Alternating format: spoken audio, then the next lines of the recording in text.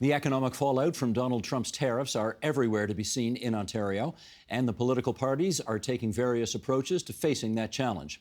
We thought we'd bring together two economics watchers and get their takes on some of the ideas out there. And with that, we welcome Armin Yalnizyan, economist and Atkinson Fellow on the future of workers, and Harry Margulies, the author of several books on taxes and has worked on international tax policy at the request of the United Nations. And we are delighted, Armin, to have you here in Toronto for a change. I almost don't recognize you without your record collection behind you. And Harry, on this program for the first time ever, thanks a lot. Good to meet you and good to have you here. Thanks for inviting me. I want to start with this, and it's going to, I'm going to take a very open-minded approach to this, and we're just going to power through. Can you imagine, I want to talk tariffs. I want to talk Donald Trump, I want to talk tariffs. Can you imagine that this approach of tariffing the whole world will actually do what the president says it will do, namely reshore jobs into America, restore the $7 trillion in lost value that companies have just experienced over the past couple of weeks, and kind of make America great again? Armin. Not the way he's doing it. And in fact, generally speaking, no is the answer to your question. But if you had decided that your single purpose was reshoring jobs, putting tariffs up and keeping them there, not putting them there and taking them off and putting them there and taking them off, might have reshored some jobs. It is the uncertainty that has been unleashed that guarantees jobs will not be reshored, the US dollar will continue to fall, stock markets will continue to be volatile, that is, melt down and have unexpected surges and melt down again. And more importantly, that the US will be plunged into a recession and bring countries like Canada along for the ride. Harry, what do you see? I see that the president is not consistent. On the one hand, he says he puts up tariffs to get trillions of dollars in. On the other hand, he says it's a negotiating tactic. If he manages to negotiate and we will have no tariffs, we're back where we started, without $1 trillion in extra revenue. Is there a world, though, in which this tariff policy, let's say it becomes more consistent in the days ahead? Let's imagine. Could it work? Well, I am a free trader to the core. And Armin and I probably differ on this because you're an advocate for workers and I'm an advocate for the consumers. And so free trade does one thing very well. It brings the cheapest product from anywhere in the world to the consumer. It is that has brought us so far in the economic standard. When we change that, we do that at a cost. Every consumer is not a worker, but every worker is a consumer. So if you put up tariffs to protect the worker, it comes at a cost to the consumer and even to the workers who are also consumers. Armin, you want to come back on that? Yeah, I mean, I would just echo what Harry said. What is the purpose of tariffs? Is it for reshoring? Is it to raise funds for the tax cuts that he has promised to continue, which would otherwise expire at the end of this year? Is it for negotiating and showing that the US is the power that every country must bend the knee to? Is it about actually destroying a global world order for reasons we cannot yet discern?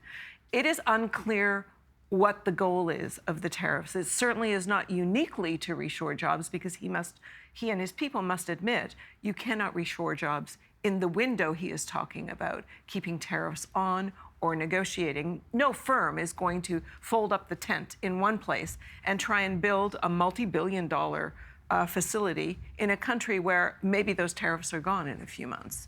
So it is an extraordinarily unclear goal these tariffs are trying to meet because it doesn't even meet the tests of paying for the tax cuts. If the tariffs are put on and they stay on, let's say he collects $700 billion this year. If tariffs really work and jobs are reshoring, every year he'll get less money.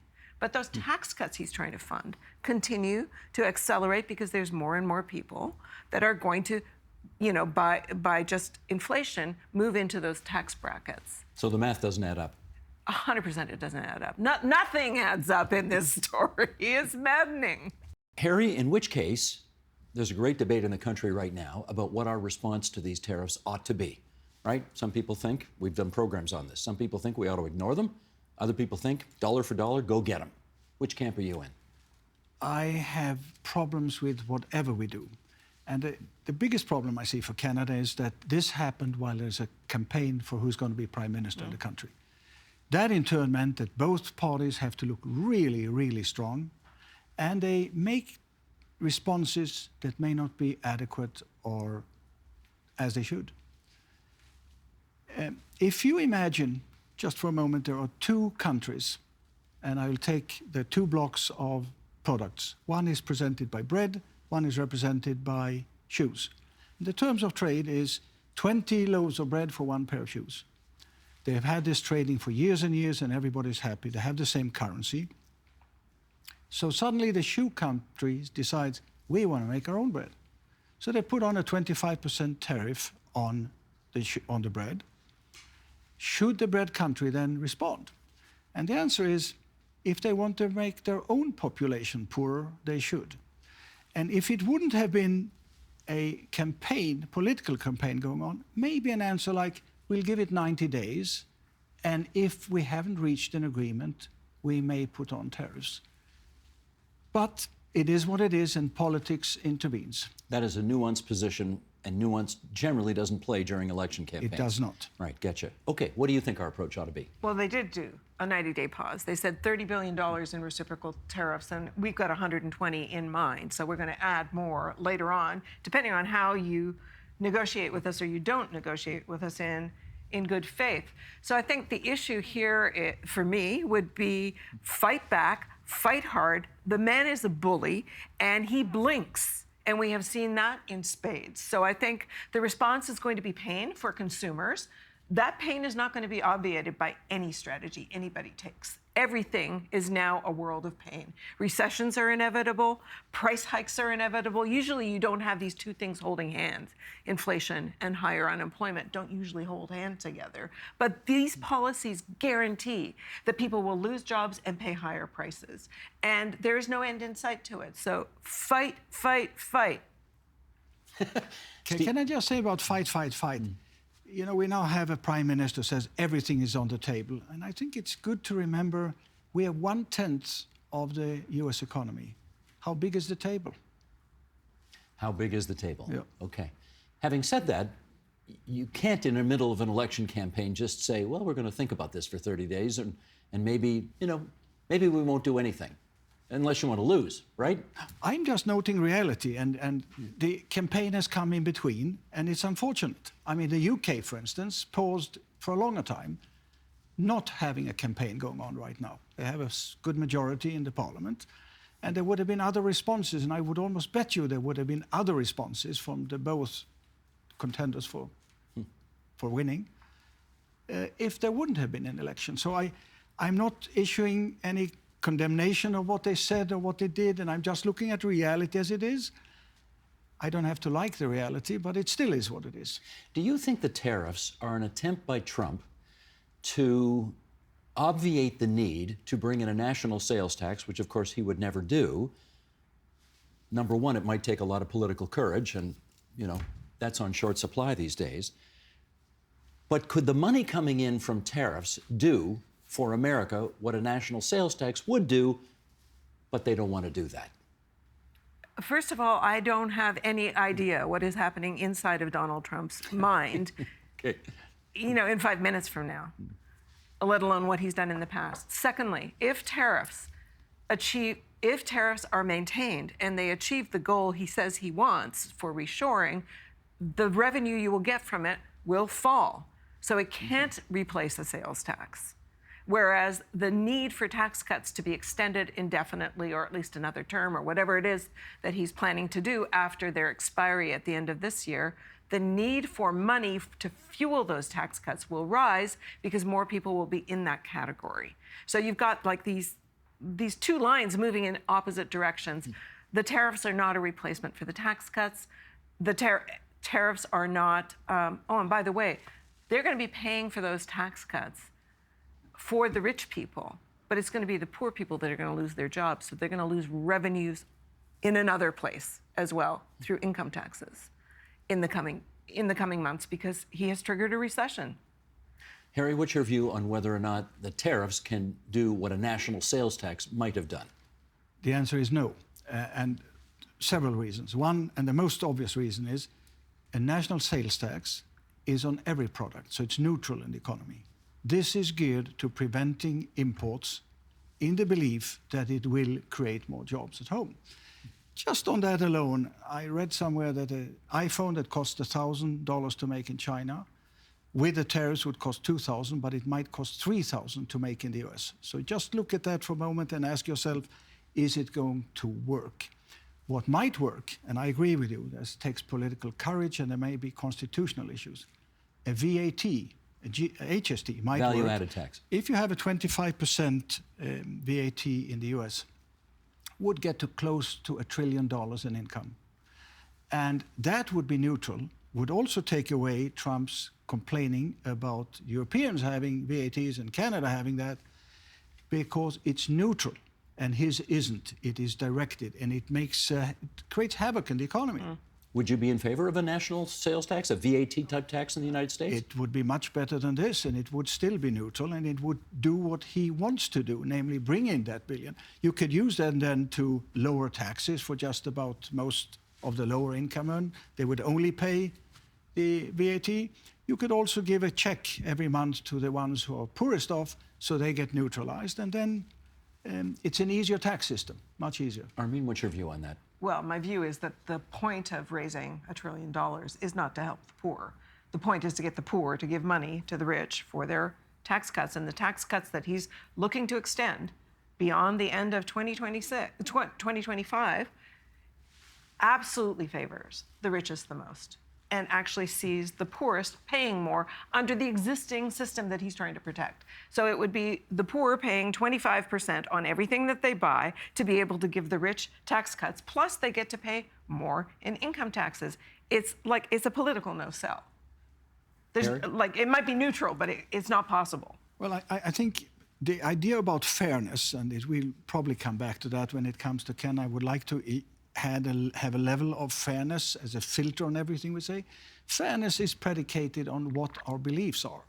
So if you are an advocate for workers, I believe that you will find fairness in whatever is needed to get that promoted. It isn't necessarily so that what somebody believes is fairness is best for productivity and is best for the economy. And we may have to solve one problem at a time, but I'm sure we'll get back to that. We're here right now. Why don't we get into that? What is your concern about what current policy is doing on the issue of fairness, and to whom? So the richest in America pay almost all the taxes, and the richest have the ability to move their money out of a country, and the same goes for Canada, by the way, and move themselves with the money. So I have a story, and I'd like to tell exaggerated examples that would sort of help explain this. 5 people come to lunch every day. One is extremely well off. There's one below him that is upper middle class, 2 below that are lower middle class, and one that doesn't have a job. They decide, for a long time, I've done this for 3 years now, that the richest pays 50% of the bill. The 2 below him pay 10% each. 20% each, and the one below him pays 10%, and the lowest one pays nothing. So what happens is that the 3 in the bottom, who pay 10 and 10, they decide to take a vote and decide that he should pay 70%, because the ones who are at the bottom and the ones who are next to the bottom, the 2 times 10%, feel that they are not that much better off. And what happens is he stops coming to lunch. And so there is an issue about what will they produce and what can we really do about them. My take is very simply, there are 2 categories that really don't pay tax in a society, the poorest and the richest. The richest because it's scary when they leave, and the poorest because they don't have anything to pay with.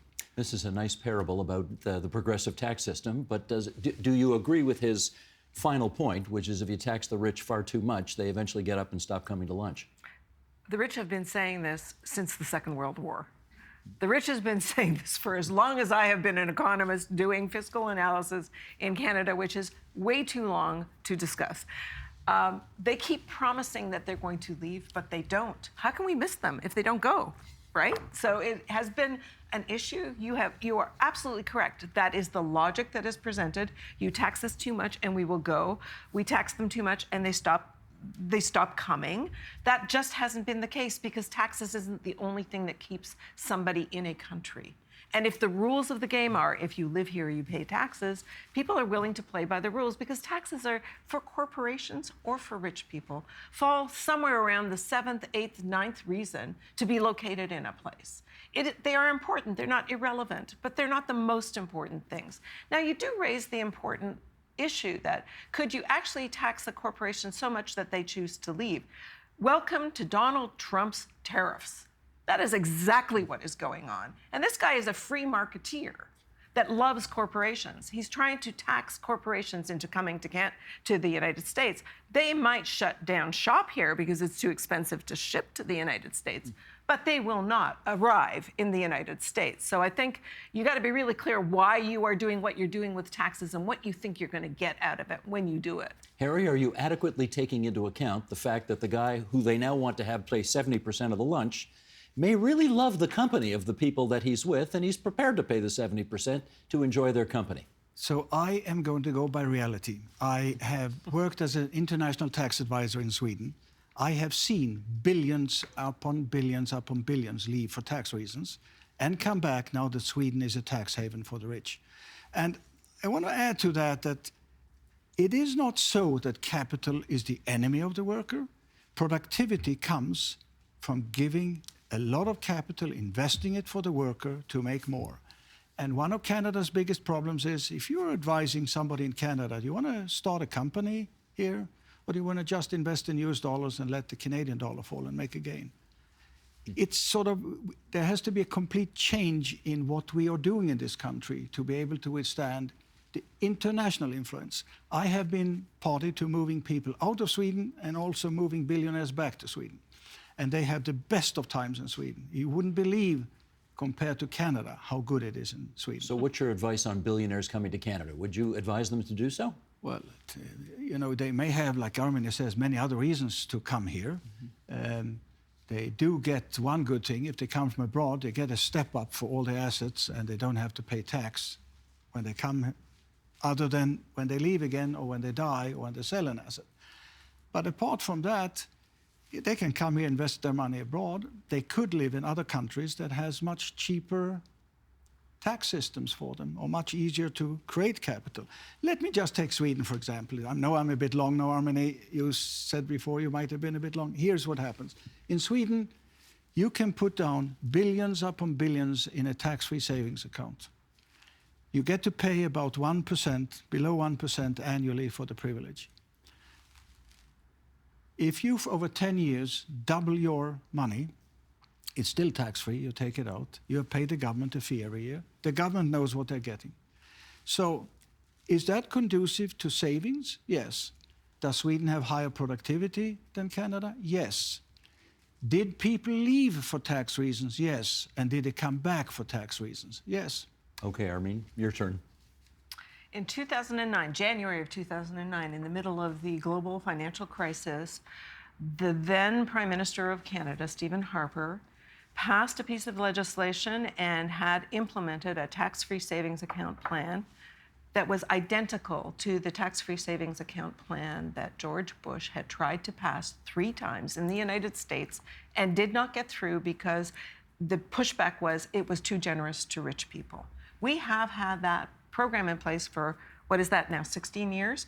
And the people that benefit the most from it are the ones that have maxed out their registered retirement savings plans, their registered education savings. They've maxed out all their registered savings plans, which means that they don't pay taxes today until they pull the money out of it down the road.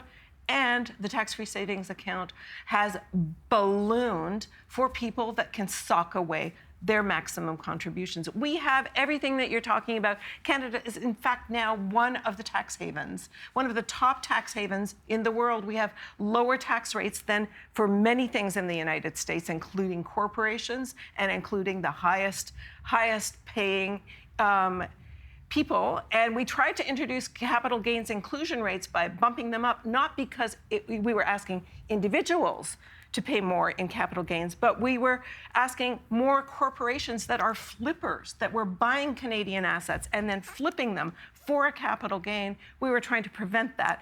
And for some reason, anybody raising any taxes right now has become some kind of toxic suggestion, whereas what we are seeing is a galloping acceleration of inequality. So you want to talk about fairness, let's talk instead about inequality, which in and of itself is destabilizing to economic production. I want to seize on that policy item that you just brought up there, because that has been, it certainly would have been an issue in this campaign had Mark Carney not taken the decision that he took, which was to say the previous Trudeau government, Chrystia Freeland as the finance minister, wanted to increase the inclusion rate of the capital gains tax that the government said would bring in $19 billion to help pay for pharmacare and dentacare and social housing policies and more social programs, etc.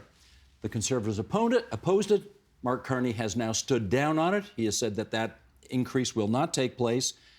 And the Conservatives and Liberals now have the same position on it. Harry, to you first. Which is the correct position? The Trudeau government's original position or the Carney government's current position? Well, my point is somewhat more complicated and an easy answer to that very complicated question.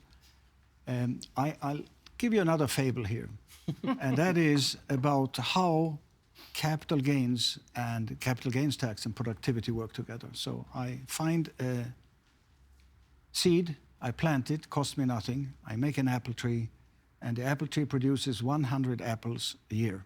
And I'm very happy with that. You come along and say, listen, I want to buy your apple tree. And you know that you can produce 200 apples per year. So if you get the tree, you will pay more tax, you will have more income, and have a better contribution to GDP, the gross domestic product, than I will have. Because I'm doing 200 apples, you're only doing 100.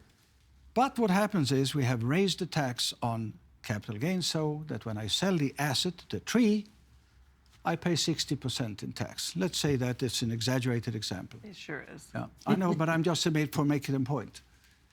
What happens is I will not sell because I'll be left with 400, which gives me 40 apples when I reinvest. Is it fair that I don't sell it? Is it fair that you don't get to produce more for society? And so here is the issue about when you think that you can get fairness as a point. Fairness is in the mind of the beholder. What you advocate for directs what you think is fair. And if you are for free trade, I would say, ask a worker, would he like to be living in a fairer, more equitable society? Yes. Would you mind having 3 trillionaires created as neighbors, but your standard of living doubles? Yes. So it's all what you are asking, and we have proven that capitalism does it. There's an enormous discrepancy between the best off and the poorest off. But I'm inferring from your parable that you think that Carney's decision to put things back the way they were is the way to go. It's probably the way to go, and we may even want to go just to prove the point that Canada wants to, because he now says, by the way, Carney, he's into growing Canada, maybe even lowering capital gains tax. Armin, your view on that? So I won't use your parable, but I will use your perspective, which is it's a micro perspective. It's one company, it's my neighbor, so on and so forth. This capital gains inclusion rate being raised by a very small amount will have resulted in $19 billion over 5 years. Let's say that is less than 1% of the revenue. Like, it is a very small amount of the revenue that is going to be needed to deal with aging populations, aging infrastructure, restructuring an economy so it can grow, because we needed to unscramble it from the United States. Nobody wants to raise taxes, cool, but we are going to have absolute demands for, at the macro level, the things we are going to have to do to take care of an aging population, to take care of the smallest working age cohort we have seen since the 1950s, except both mom and dad are working. So who's taking care of the kids? We're going to need more paid for care from cradle to grave. And for people to not get sicker quicker, we're going to need to actually spend more on that. Plus, we are going to be in a period of, yes, we want to grow, but we can't grow with the United States. So how are we going to grow? So we're going to spend, but we can't raise taxes. How are you going to square that math? Well, are we borrowing money? And I know that is one of your propositions to, do we get to that later on? We get to that later on. You said, yeah, okay. This is not easy. and so, no, it's not easy for the following reason. Is every generation going to skip on to the next generation by borrowing money to keep a standard of living we cannot afford? And so we vote in politicians who say to us, we'll buy you off with what we borrow, and our successors will have to take it back from their children and grandchildren. But she's actually saying we've got to pay our own way more now as opposed to borrowing money. Why are we cutting taxes when we should probably be raising them? Except for some reason, raising taxes is a goofy idea, and everybody should cut every tax. Cut carbon taxes, cut capital gains taxes, cut personal income taxes, cut fees for this, that, and the other. Like, that's the flavor of the moment, but it is so incredibly myopic. So you don't want to pass a debt on to your kids? Pay more in taxes, Harry. Okay, that's your view. I'm thinking that if we could do what is most important for Canada, is raising productivity and getting out of the mess we are now in because of the USA, which is not as easy as it looks, this could be a lot worse than anybody imagines. Okay, would you agree that a basic form of productivity is people don't get sick as quickly or get the care that they need when they need it, because we've got to have all hands on deck in an era where you've got the smallest working age population. And to be able to do that, you have to actually spend more money. So you talk about productivity as if it's an individual business's problem or an individual sector's problem. It is an all of society problem at the moment. Exactly. And if we do not attend to the needs of people to have paid care when they need it, we are going to see flagging productivity. Why don't you join my parade on that one? Well, I think that the fairness issue may come in the way. You want to protect the worker. I want to see that the consumer gets the best, cheapest products. I don't want to see any customs barriers in any way, because that doesn't bring what we want. And if we can for once decide to grow the economy, whatever it takes, if it takes zero capital gains tax, I would be for that. I'm not saying it does. I'm just saying I would be for anything that brings higher growth to Canada. Right now, we're in a position where we don't know where we're going. We have been in Canada for the longest time a subdivision to American, let's say, car manufacture. If the Americans really don't buy our cars, where do we think we're going to send them? Does Korea ever buy our cars, or will Europe? We have a precedent for this. Finland, 1991, Soviet Union collapsed. They lost a big chunk of the export market, and they went through a steel bath. The only place in the world where I ever heard about this was they decided to even discuss what was called an internal devaluation, which meant lowering wages to survive. We are in really dire times. We may never produce a car to be sold anywhere than domestically. There's a lot of capacity in the United States. They could take it there. And we want to mechanize everywhere. In 10 years, nothing of this matters. And productivity, again, is when you use a lot of capital. And Canada needs capital formation to increase productivity. We don't have that.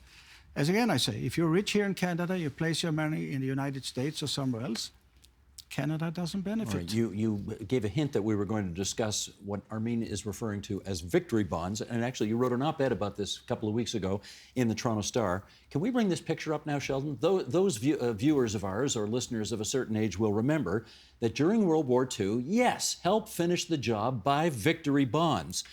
And the public of Canada purchased bonds, in other words, loaned money to the government of Canada to help prosecute and win a war. And you'd like to bring that back now? Do I read that right? Well, if we can't raise taxes and we need more money, to do the things that we need to do to prevent more economic decline that is absolutely on the menu right now. Today, we are looking at an inevitable recession. The only question is how deep and how long. And depending on who we elect, we will see how deep and how long. But we will need more public spending to disentangle, to unscramble the egg that we have made with the United States, and to be able to deliver the services for an aging population and a shrinking working age cohort that needs help. What rate of interest would the government have to pay to make these victory bonds desirable? Yeah, so Historically, it was a 5% guaranteed rate, tax-free. You could buy an annuity of 5 years, 10 years, 15 years. You could buy in as small a denomination as $50. It's a lot of money these days. Children could even buy in the Second World War. They sold stamps, and you could buy one stamp for $25, roughly the equivalent of $5 today. When you bought $4 worth of stamps, you got a $5 bond. That's a tidy 25% return. And it was all done to kind of capture the spirit that we could fight and win. And I have in my lifetime not seen the spirit that is unifying Canada right now in response to Mr. Trump's unprovoked, unfair, talk about unfair, tariff war with us. So if you can't raise taxes, but people want to do more than just buy Canadian, why don't we save Canadian? Our savings rate, yes, our household indebtedness rate is near record highs, but our savings rate in aggregate across the country is at rates last seen in 1996. And people really do want to do more than just buy Canadian. They want to not only save Canadian, they want to save Canada. They want to save our production capacity, our industrial capacity, our capacity to help one another. So why aren't we asking them, would you like a guaranteed return? It might not be 5%. The PBO just put out something last week that Parliamentary said Budget Office. the Parliamentary Budget Officer was asked by the Green Party, how much would we have to pay citizens if we gave them a 5% guaranteed return paid out annually for a 10-year bond? And the answer was somewhere between $110 and $150 million a year. It's chump change in a revenue. It's chump change in the order budget of the government, but it is more expensive than raising the money elsewhere. The question is there a price on raising the patriotism and the feeling that we're doing something together? And wouldn't that help the government that is in charge? What do you think, Harry? Well, Armin, you've done a lot of work on this, so I am not going to directly at it. I'm going to go a little indirectly. If we replace the name Victory Bond by increased government borrowing, it suddenly doesn't sound equally good. That's what it is. It's increased government borrowing. And let's then take the equality issue into the place. Who gains most from the tax-free interest? The richest. Who can invest? Not the poorest. Only the ones who have money to spare. So it is choosing one thing, and you want some fairness for the worker. And it also depends, and I don't know the answer to this, what is the money going to be used for? Do we think we're going to save auto workers to do auto work all the time? Or do we really going to use them for restructuring the economy entirely? And that is probably what we need. Now we have an America we cannot trust. We cannot unsee what we have seen. And Russia says they're going to have a bigger presence in the Arctic. And what are we going to do? We are no longer a safe sandwich between Alaska and mainland the USA. So this can come at a much higher cost, become much worse than we have anticipated. And you may be right. I'm just saying everything comes at a cost. 100%. Can I respond to Harry? I couldn't agree with you more. When we floated the victory bonds in the Second World War, we raised more from the bonds in the first year than they raised from raising income taxes. Because even though people were paying more in taxes, they wanted to win the war. And there wasn't a question, what are we putting money towards? We want to win this war. And the way they did the marketing, Harry, was that even children could participate. So you can set up a structure where everybody is in it, even for a little bit. Our strength, we outpaced the Americans with their victory bonds because we had it through payroll. And then workers in every workplace across the country, we had a 97% participation rate through workplaces. So we raised money to fight a war. The question is, what would we be raising? To your point, what would we be raising the money for now? What's the victory we're trying to achieve? Is it to have our own industrial strategy, our economic independence? Is it to prepare for what appears to be an inevitable war? Like an actual military war, because people are starting to rattle their sabers in a way that I haven't seen in my lifetime. So I don't know what it is for, and what it is for is absolutely key to why we would raise these funds. But you do agree, Armin, that if you give out a 5% victory bond, we have a couple of percentage points of spending that the government could borrow cheaper. A 5-year government bond today would pay just under 3%. and a 10-year just above 3%. So we're giving away 2%. The government didn't have to call it victory bond and just borrow the money on the market cheaper. And so all of this, I'm just saying. You know what? I hate to interrupt this because this is going so swimmingly, but we're plumb out of time. So we have to get you two back because I love the way that you are civilly disagreeing with one another. It makes for a great discussion. Armin Yalnizyan, Harry Margulies, thanks for this, and do come back. Thank you for having us. Thank you.